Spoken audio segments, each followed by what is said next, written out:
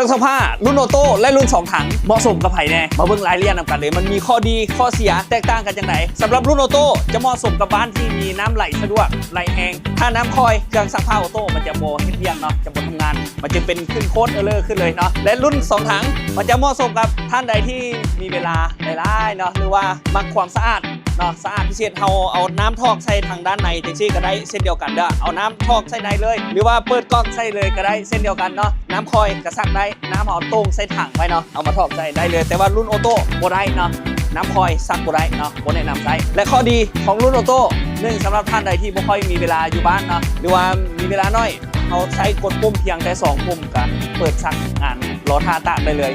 สำหรับรุ่นออโต้2ถังข้อเสียคือเราจะต้องได้